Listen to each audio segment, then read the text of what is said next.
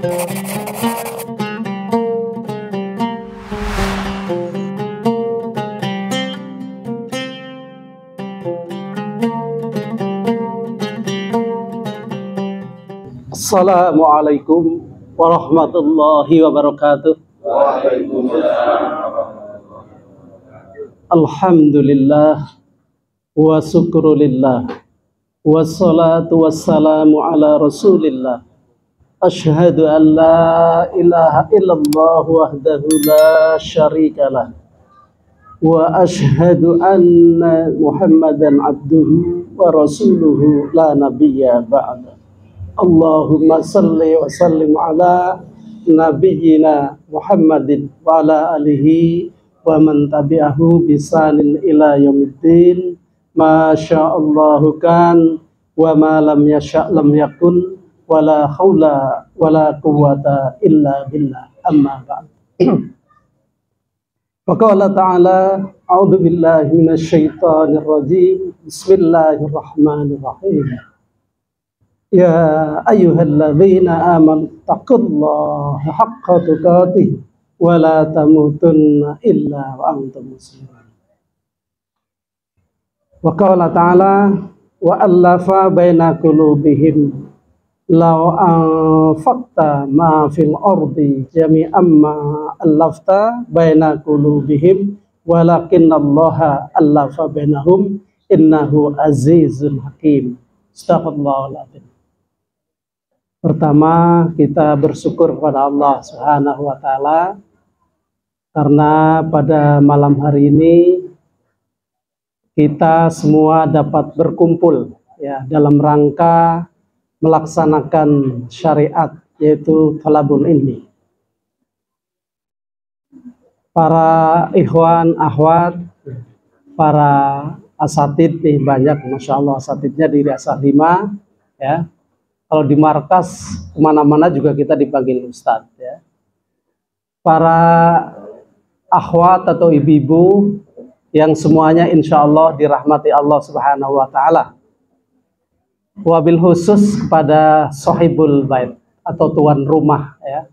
Insya Allah rumah yang sering dibacakan ayat-ayat Al-Quran ya, dibacakan terus-menerus bahkan ya, bukan hanya di kala taklim riasa, tapi penghuninya juga insya Allah setiap malam ya, insya Allah terus mengkaji atau membaca paling tidak Al-Quran.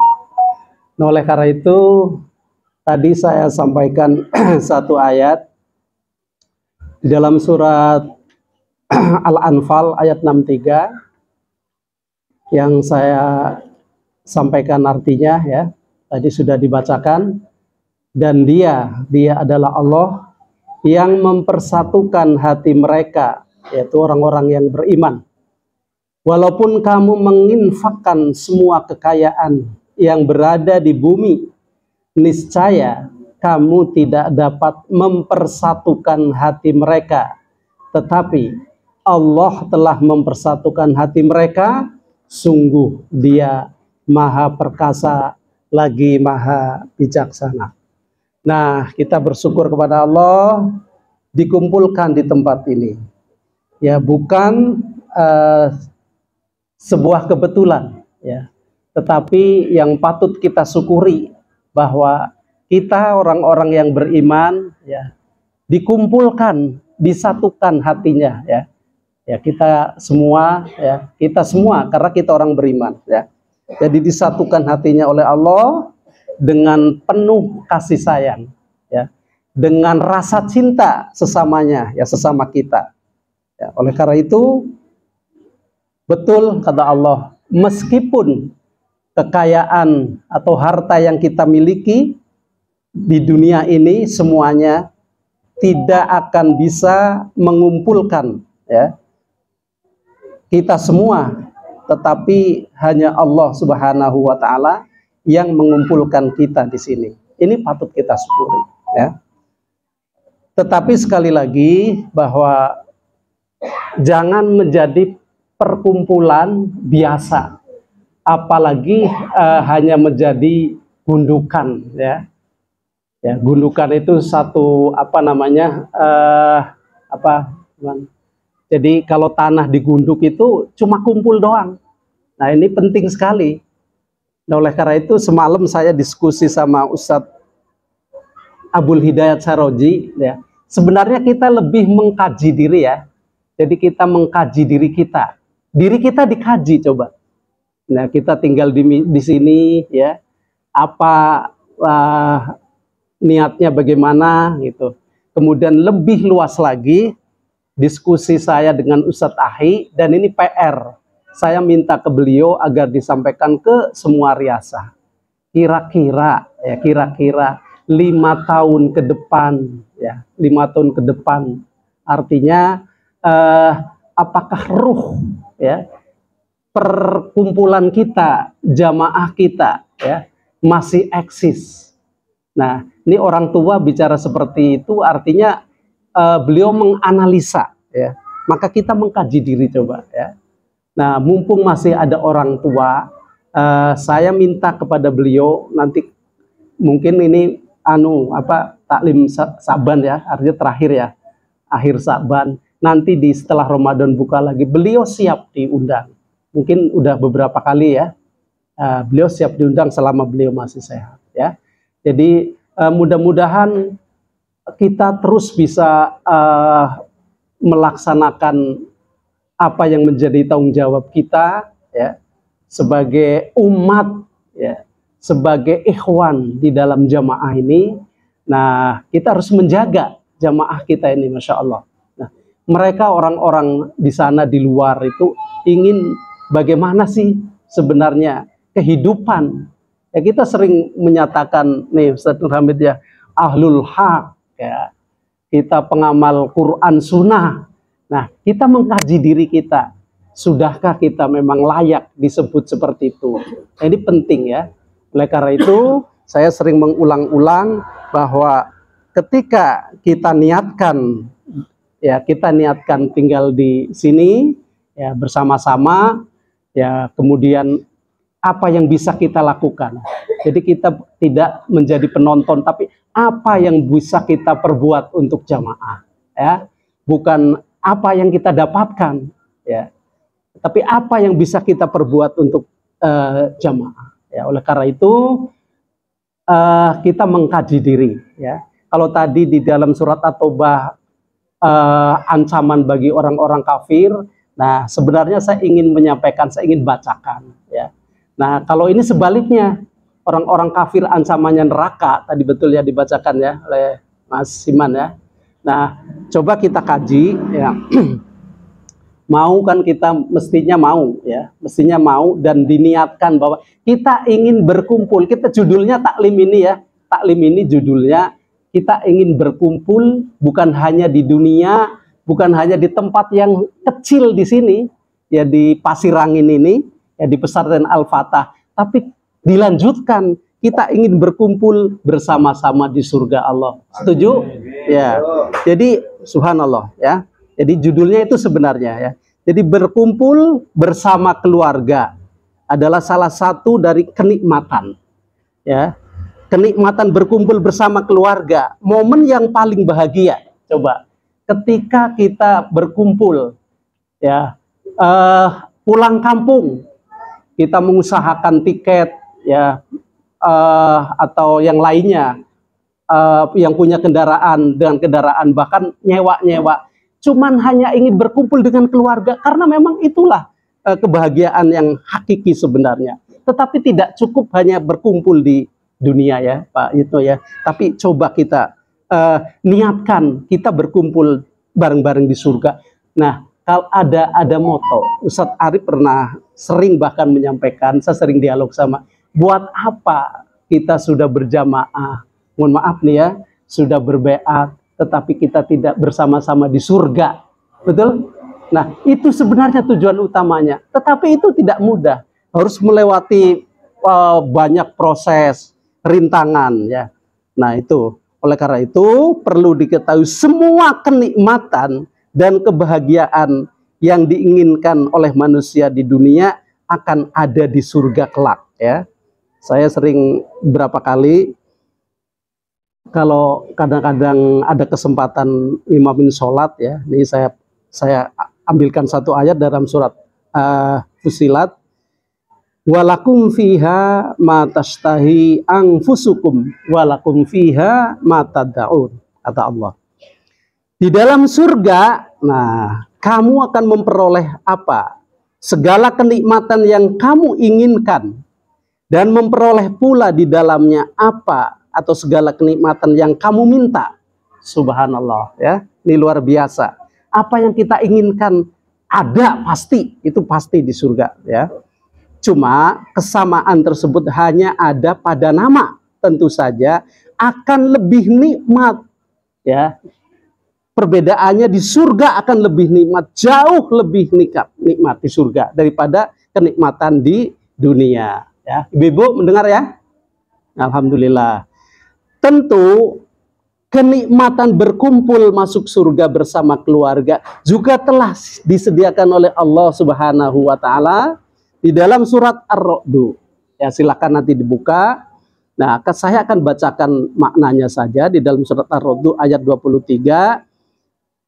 Yaitu surga Aden yang mereka masuk ke dalamnya bersama orang-orang soleh dari bapak-bapaknya, istri-istrinya, dan anak cucunya.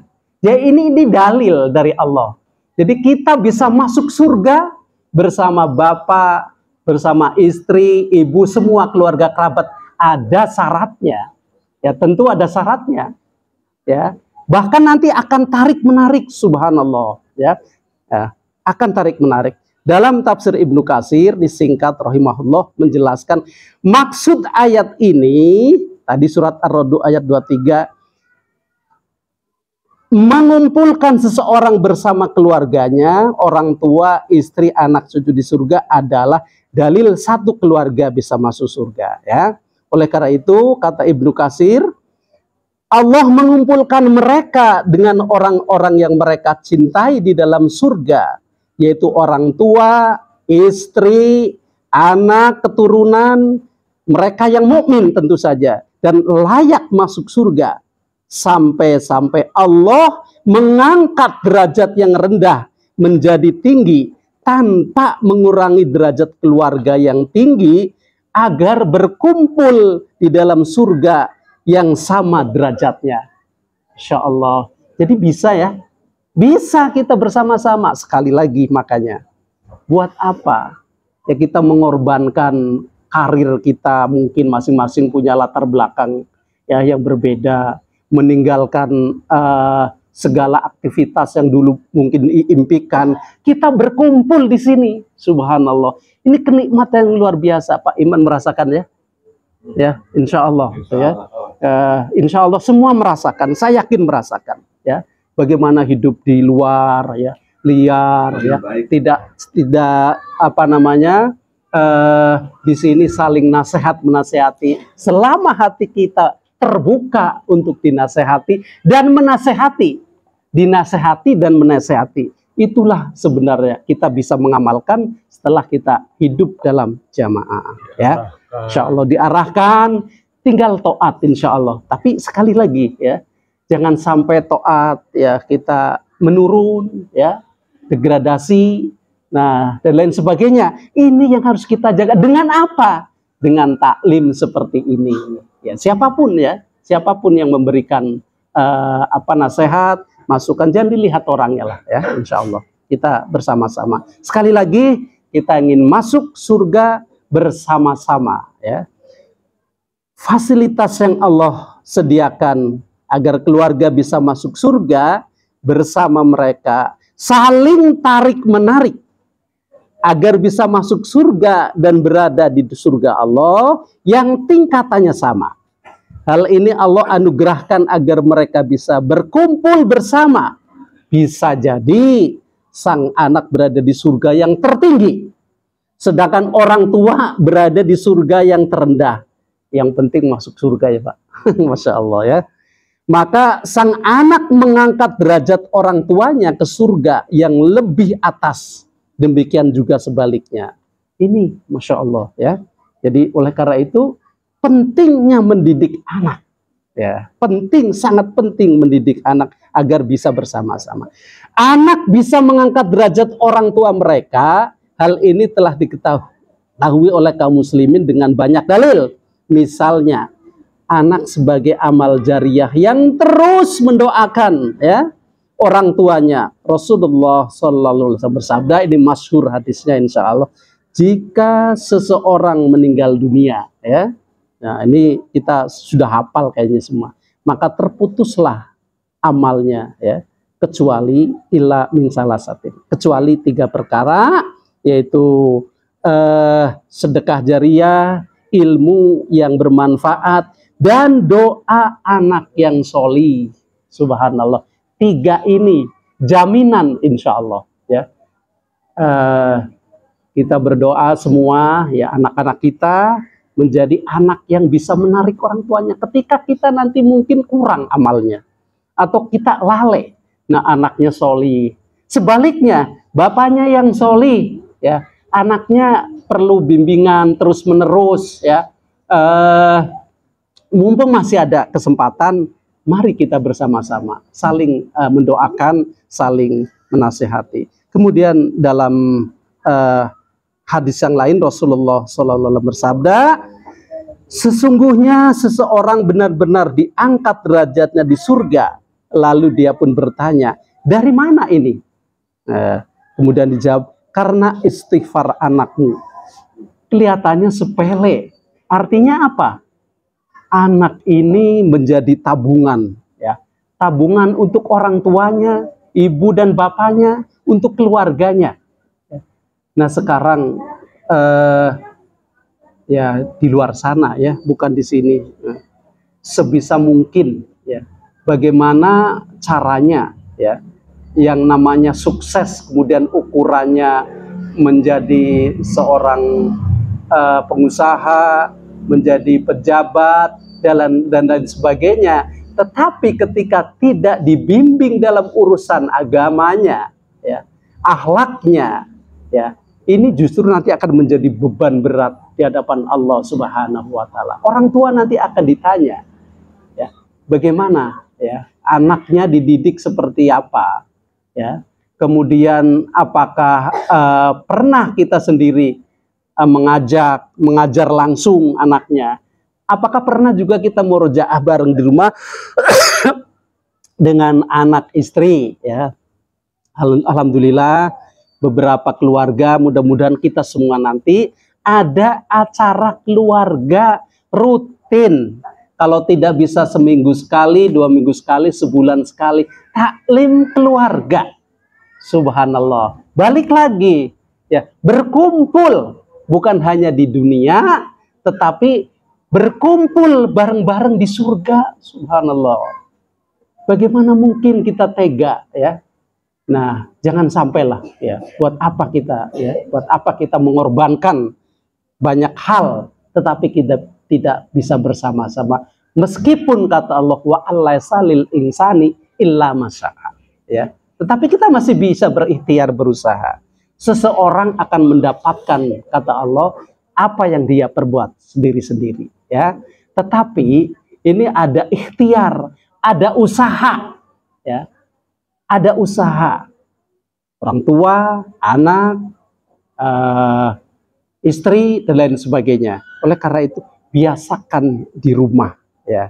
Kemudian yang terakhir, Syekh Abdurrahman bin Nasir As-Sa'di menafsirkan tadi bahwa keturunan yang mengikuti mereka dalam keimanan, maksudnya adalah mereka mengikuti keimanan yang muncul dari orang tua atau kakek buyut mereka. Lebih utama lagi jika keimanan muncul dari anak keturunan itu sendiri. Allah akan mengikut sertakan mereka dalam kedudukan orang tua atau kakek buyut mereka di surga. Walaupun mereka sebenarnya tidak mencapainya kedudukan anak lebih rendah dari orang tua sebagai balasan bagi orang tua mereka dan tambahan bagi pahala mereka. Akan tetapi Allah tidak mengurangi pahala orang tua mereka sedikit pun. Subhanallah.